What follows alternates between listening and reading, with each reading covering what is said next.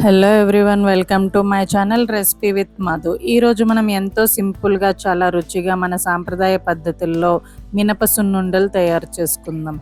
ముఖ్యంగా రాఖీ పౌర్ణమికి అన్నా చెల్లెళ్ళు అక్క తమ్ముళ్ళు ప్రేమగా మన చేతులతో చేసి పెట్టడానికి ఇది చాలా మంచి స్వీట్ అండి. మినప్పప్పుతో చేసే ఈ సున్నుండలు రుచిలో చాలా ప్రత్యేకంగా ఉంటాయి. బయటకు చాలా అందంగా గుండ్రంగా ఉండి నోట్లో వేసుకున్నప్పుడు మెత్తగా మంచి రుచితో ఉంటాయి. ఇంట్లోనే చాలా ఈజీగా చేసుకోవచ్చు. మరి ఆలస్యం చేయకుండా మన మినప సున్నుండలు ఎలా తయారు చేసుకోవాలో చూసేద్దాము.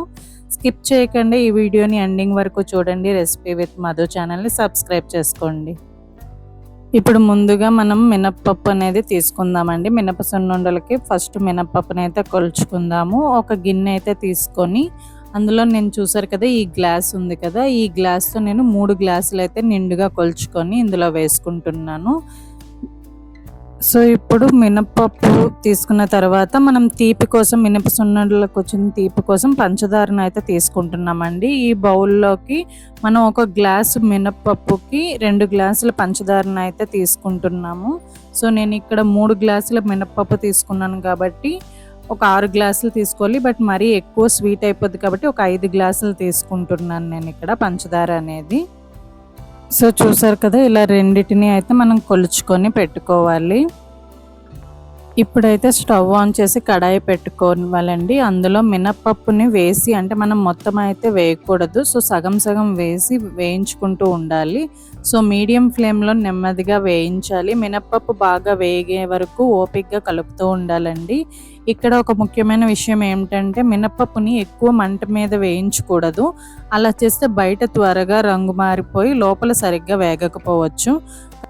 ఇప్పుడు మినపప్పులోని ఒక పిడికెడు బియ్యం అయితే తీసుకొని మినపప్పుతో పాటు దాన్ని కూడా వేయించుకోవాలి బాగాన. కాబట్టి మీడియం ఫ్లేమ్లో లేదా లో ఫ్లేమ్లోనైనా నెమ్మదిగా వేయిస్తే మంచి వాసన అయితే వస్తుంది. మినపప్పు నుంచి సువాసన రావడం మొదలైన వెంటనే లైట్గా కలర్ అనేది మారినప్పుడు స్టవ్ ఆఫ్ చేసుకోవాలండి. ఇప్పుడు వేయించిన మినపప్పుని మనం పూర్తిగా చల్లారనివ్వాలి. బాగా చల్లారిన తర్వాత దీన్ని మిల్లుకి తీసుకొని అయినా వెళ్ళి ఆడించుకోవచ్చు, లేదా ఇంట్లోనే ఏదైనా మెత్తగా ఆడేది ఉంటే గనక దాంతోనే ఆడచ్చు. నేనైతే ఇక్కడ మిల్లుకి తీసుకొని వెళ్ళి ఆడిస్తున్నానండి. చూసారు కదా, మిల్లులో ఆడించిన తర్వాత పిండి అయితే ఎంత మెత్తగా ఉందో. అండ్ ఇక్కడ ఈ డబ్బాలో నుంచి తీసి నేనైతే కలుపుకోవడానికి అయితే ఒక బేషన్ లాంటిది పెట్టుకుంటున్నాను. ఆ బేషన్లోనే ఇందులో ఉన్న మొత్తం మినప పిండి అనేది మొత్తం అందులో అయితే వేసేసుకుంటున్నాను. మీరు ఈ పిండిని మిక్సీలోనే ఇంట్లోనే చేసుకోవాలి అని అనుకుంటే మాత్రం ఒకేసారి ఎక్కువసేపు మిక్సీ పట్టకుండా మధ్య మధ్యలో ఆపుతూ పొడి చేసుకుంటే మంచిదండి. సున్నుండలకు పొడి మరీ గరుగ్గా ఉండకూడదు, అలాగని మరీ ఫైన్ పౌడర్లా కూడా ఉండకూడదు. మంచి మెత్తని పొడి వచ్చేటట్టుగా చూసుకోవాలి. ఇప్పుడు పంచదార పొడి అయితే ప్రిపేర్ చేసుకోవాలండి. మన సున్నుండలకి బాగా స్మూత్గా రావడానికి పంచదారను పొడిగా చేసుకోవడం చాలా ఉపయోగపడుతుంది.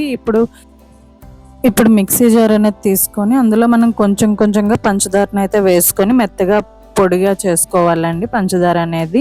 అండ్ ఇక్కడ లాస్ట్లోని కొంచెం పంచదారని అయితే ఉంచుకోండి, ఎందుకు అంటే యాలకులు మిక్స్ చేసుకోవడానికి యూజ్ అవుతుంది. సో కొంచెం అయితే ఉంచుకొని మిగతాది మొత్తం పొడిగా చేసేసుకొని మనం బేషన్లో ఉన్న మినపప్పు పొడి ఉన్నది కదండి, అందులోనైతే మిక్స్ చేసేసుకోవాలి. ఇలా పంచదార పొడి మొత్తాన్ని మిక్సీ జార్లో వేసుకొని మెత్తగా పౌడర్ చేసుకొని ఇలాగ వేసుకోవడమేనండి మినపప్పు పొడిలోని. అండ్ దాన్ని ఫుల్గా మిక్స్ చేసుకోండి, ఏదైనా గరిటె పెట్టుకొని ఫుల్గా దాన్ని మిక్స్ చేసుకోండి.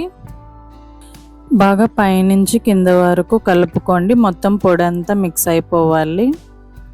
ఇప్పుడు ఇందులో కొద్దిగా యాలకుల పొడి అయితే మనం వేసుకుందామండి. సో నేను ఇప్పుడు యాలకులు అయితే తీసుకుంటున్నాను, ఒక 20 దగ్గర యాలకులు అయితే తీసుకున్నాను. వాటి వల్ల స్మెల్ అయితే చాలా బాగా వస్తుందండి. అండ్ ఈ యాలకుల పొడి వలన సున్నుండలకు మంచి సువాసన, అద్భుతమైన రుచి బాగా ఇస్తుంది. సో యాలకులు అనేవి కొంచెం ఎక్కువగానే వేసుకోండి. చూసారు కదా, ఇలాగ యాలకులను అయితే తొక్కలు తీసుకొని ఇలా ఒక బౌల్లో అయితే ఉంచుకున్నాను. మీకు ఇందాకలే చెప్పాను కదా, పంచదార మొత్తాన్ని మనం మిక్సీ పట్టేయకుండా కొంచెం పంచదారని అయితే ఉంచుకోమన్నాను మిక్సీ జార్లోని. సో ఇప్పుడు ఆ మిక్సీ జార్లోని కొంచెం పంచదారలో ఈ యాలకులు కూడా వేసి నేను మెత్తగా గ్రైండ్ అయితే చేసుకుంటున్నాను, మెత్తటి పొడిలాగా. మీకు ఇష్టమైతే కొద్దిగా జీడిపప్పు లేదా డ్రై ఫ్రూట్స్ కూడా వేసుకోవచ్చు. అయితే మన సాంప్రదాయ మినప సున్నుండలైతే అసలైన రుచి మాత్రం చాలా సింపుల్‌గా చేసుకున్నప్పుడే వస్తుందండి. కాబట్టి ఎక్కువ పదార్థాలైతే అవసరం లేదు. సో, ఇప్పుడు ఈ పంచదార, యాలకుల పొడి కూడాను నేను అందులోనే వేసుకుంటున్నానండి బౌల్‌లోని. ఇప్పుడు మొత్తాన్ని మిక్స్ చేసుకోవాలి బాగా కింద నుంచి పై వరకుని. చూసారు కదా! మన పొడి అయితే మొత్తం రెడీ అయిపోయింది. మినప సున్నుండలకి కావాల్సిన పొడి. నెక్స్ట్ ఇప్పుడు మన ప్రిపరేషన్ వచ్చేసి ఘీ అండి. సో, ఇక్కడ నేను నెయ్యి అనేది ఒక హాఫ్ కేజీ అయితే తీసుకుంటున్నానండి. మనకి మినప సున్నుండలకి ఘీ అనేది మెయిన్ ఇంగ్రీడియంట్. దాని స్మెల్ వల్ల మనకి మినప సున్నుండలనేవి టేస్టే మారిపోతుంది. సో, ఇప్పుడు నేను అర కేజీ ఘీ అనేది తీసుకుంటున్నాను. అది స్టవ్ ఆన్ చేసి ఒక గిన్నెనైతే పెట్టుకుంటున్నానండి. ఇది మనకి లిక్విడ్ ఫామ్‌లోని అయిపోవడం కోసం. సో, గిన్నె పెట్టుకొని ఘీనైతే నేను వేడి చేసుకుంటున్నాను. బాగా మొత్తం కరిగినంత వరకు వేడి చేసుకొని స్టవ్ ఆఫ్ చేసుకోవడమేనండి. ఇప్పుడు మనము సున్నుండలు గట్టిగా కాకుండా చక్కగా కలిసిపోవడానికైతే నెయ్యి మనకు చాలా అవసరం కదండీ. సో, ఇప్పుడు మనం ఇక్కడ నెయ్యిని కొద్ది కొద్దిగా వేసుకుంటూ మిశ్రమాన్ని అయితే మనం కలుపుకోవాలి. ఒక్కసారిగా మొత్తం నెయ్యి అనేది వేసేయకుండా కొద్ది కొద్దిగా వేసి కలపండి. మిశ్రమం చేత్తో పట్టుకుంటే చక్కగా కలిసే స్థితికి వచ్చినప్పుడు నెయ్యి అనేది సరిపోతుందండి. సో, ఇక్కడ మాకు హాఫ్ కేజీ నెయ్యి కూడాను సరిపోయింది. అండ్ ఇక్కడ మా మామయ్య గారైతే మాత్రం స్వీట్స్ అంటే ముందే ఉంటారు ప్రిపరేషన్‌కి. మా మామయ్య గారు చేస్తారు. సో, ఇక్కడ సున్నుండలైతే మామయ్య గారే మొత్తం పిండినంతా కలిపి ఉండలు కూడా మామయ్య గారే చేస్తున్నారు. ఇలా మొత్తం కలిపిన తర్వాత మనం చేతికి కొద్దిగా నెయ్యి రాసుకొని మిశ్రమాన్ని తీసుకొని గుండ్రంగా ఒత్తుతూ సున్నుండలు చేసుకోవాలండి. చేతులతో బాగా ఒత్తి తర్వాత మెల్లగా గుండ్రంగా చేస్తే సున్నుండలు అనేవి అందంగా వస్తాయి. ఇలా ఒక్కొక్కటిగా అన్ని సుండలను తయారు చేసుకుందాము. ఇంట్లో స్వీట్ ప్రిపరేషన్ అంటే చాలు అందరం ఒక్కొక్క చెయ్యి వేసేస్తాము. సో, అందరం కలిపి అయితే మేము ఈ స్పెషల్స్ అయితే చేసుకుంటాము. చూడండి మన మినప సున్నుండలైతే ఎంత అందంగా రెడీ అయిపోయాయో. చాలా తక్కువ పదార్థాలతో ఇంట్లోనే మన సాంప్రదాయ పద్ధతిలో ఎంతో రుచికరమైన స్వీట్ అయితే తయారైపోయింది. రాఖీ పౌర్ణమి రోజున మన ఇంట్లోనే ఇలా స్వీట్ తయారు చేసి మన అన్నదమ్ముళ్ళు, అక్క చెల్లెళ్ళతో కలిసి పంచుకుంటే ఆ ఆనందమే వేరు. మన చేతులతో చేసిన స్వీట్‌లో ఉంటే ప్రేమ, ఆప్యాయత ఏ మార్కెట్‌లోని స్వీట్స్‌లోని ఉండదు కదా! సో, మన చేతితో చేసుకొని మన అన్నదమ్ములకి, అక్క చెల్లెళ్ళకి అయితే మనం పెట్టుకోవచ్చు.